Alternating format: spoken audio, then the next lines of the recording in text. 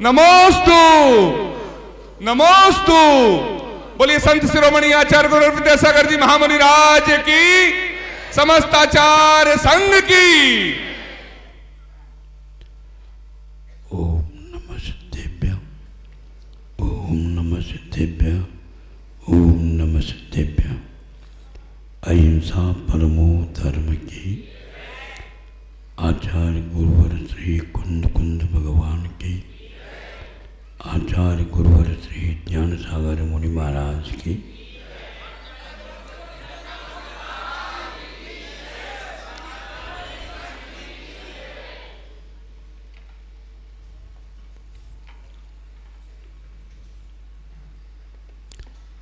पूर्व दिनों में ये कहा था,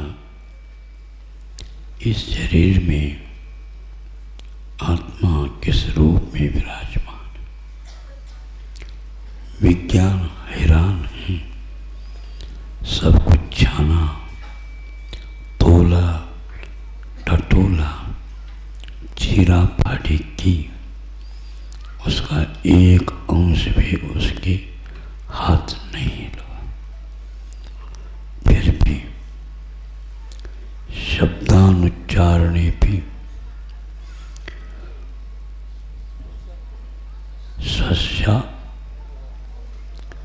सस्यानुभवनम अर्थवत एक सूत्र श्रद्धा का, निष्ठा का आलंबन है। शब्द जड़ होते हुए भी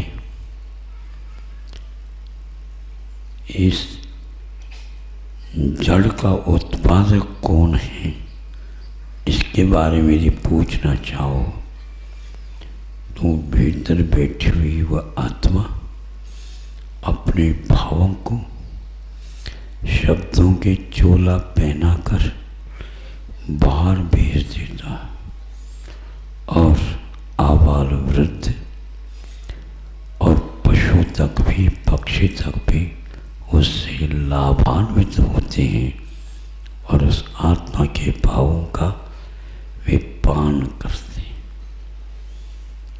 कहाँ है वो आत्म तत्व, इसके बारे में हमें सिद्धि प्रसिद्धि की कोई आवश्यकता नहीं, बस महसूस करने की आवश्यकता।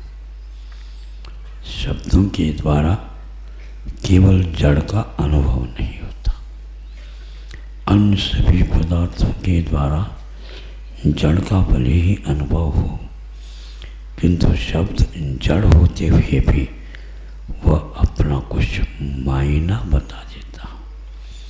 वह शब्द उस तत्व का आईना है जो मायना बता देता। आईना समझते हो आप? क्या है वो? दर्पण। शब्द आत्मा का, आत्मा को बताने वाला एक प्रतिनिधि है और उसके अर्थ बताने वाला एक आईना है।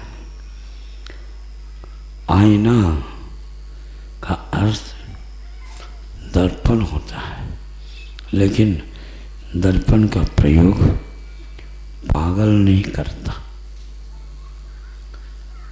दर्पण का प्रयोग पागल नहीं करता, किंतु मैं कैसा हूँ जो नहीं दिख रहा है, उसको देख लूँ तो उसको दिखाने का श्रेय यदि चला जाता है तो उस आईने को चला जाता। यदि आईना देखने वाला व्यक्ति यदि पागल हो तो दर्पण अपनी तरफ से कुछ भी नहीं दिखाता। मैं आपको पागल तो कह नहीं सकता, लेकिन चूंकि आप लोग 8 दिन तक लगातार इतना कठिन परिश्रम करके सब अभावों के बावजूद हंसते हुए बैठे हैं, प्रतीक्षा के साथ बैठते हैं और ऐसे आह्लाद का अनुभव करते हैं, 2 दिन के बाद इन लोगों का क्या होगा ये सोचता रहता।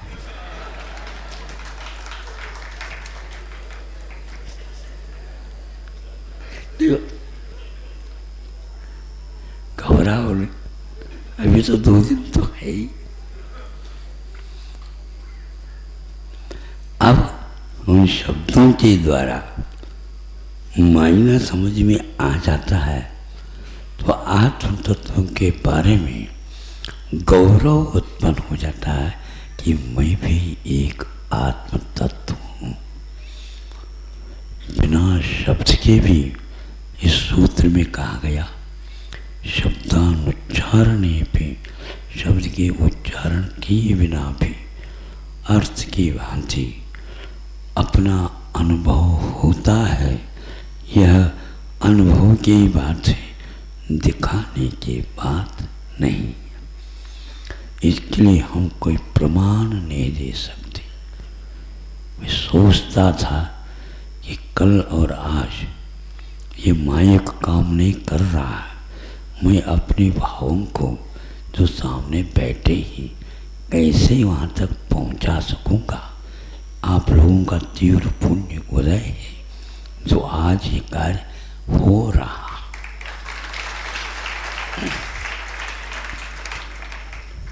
अभी वक्ता ने कहा कि अधूरा सा लगता है जीवन, तो आपने इतना तो महसूस किया कि ये जीवन हमारा अधूरा है, अब आपको ही पूरा करना है।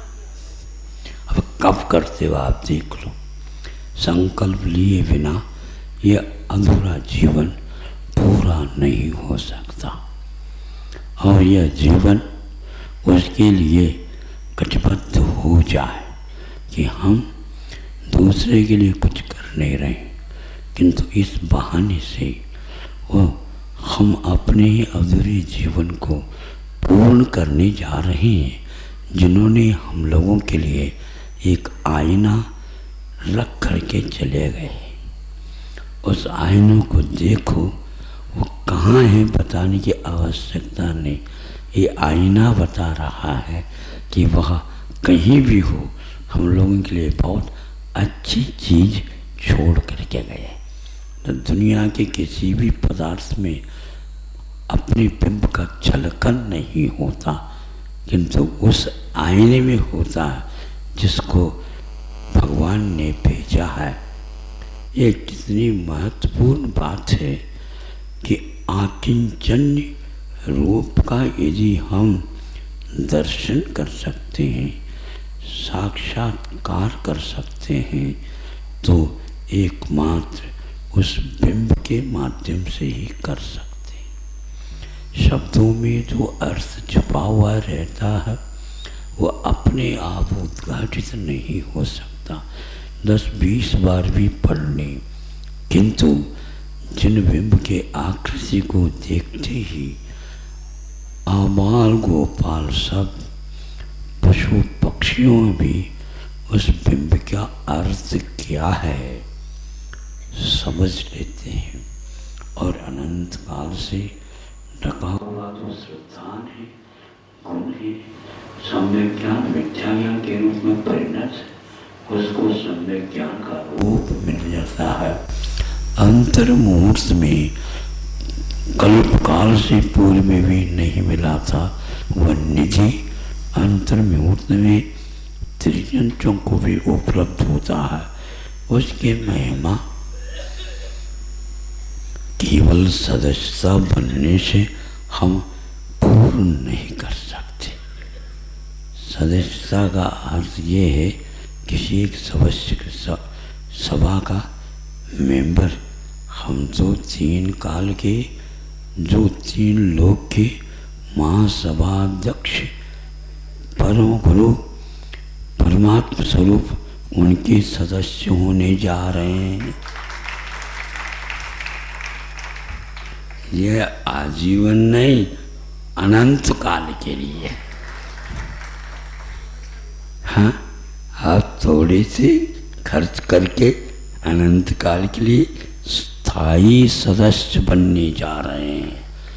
आप अस्थायी की बात मत करो। हमेशा हमेशा के लिए उनके दरबार में उन जैसे बन करके बैठने का यह सौभाग्य इस सदस्यता के माध्यम से प्राप्त हो रहा है।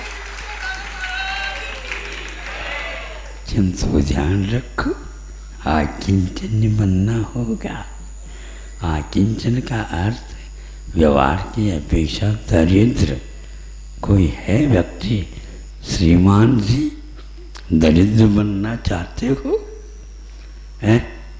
ऊपर से दरिद्र, किंतु अनंत काल से जो दरिद्रता है उसको मिटाने वाली वह चीज़ वह आपको मिलने जा रही है। वह आपकी प्रतीक्षा कर रही है कि कम से कम आए प्रयास तो करो, हम आपके लिए हैं, हम आपके यही हैं। यह रत्नत्रय आपको वहाँ तक ले जाने वाले हैं जिन्होंने रत्नत्रय के माध्यम से उस स्वरूप को प्राप्त किया। आकिंचन्य धर्म के लिए आचार्य कुंद कुंद ने जिन्होंने भी इसको धारा उसके लिए बार बार प्रणाम किया।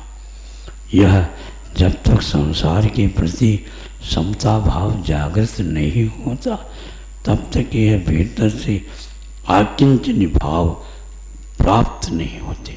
किंतु ये आकिंचन भाव दीनहीन व्यक्ति के कार्य नहीं है। वो महान व्यक्तित्व होता है जिसके जीवन में एक घटित होता है। धन्य वे पुरुष जिन्होंने इस स्वरूप को धारण करके और बहुत आत्मीयता के साथ हम लोगों के लिए कुछ ऐसी चीज छोड़ दी है, उस पथ को और कोई भी नहीं छोड़ सकता। यह पथ अविनश्वर पथ है। सब लोग स्वार्थ के साथ जो बहुमूल्य चीज छोड़ करके नहीं जाते, ये संसार की रीत है।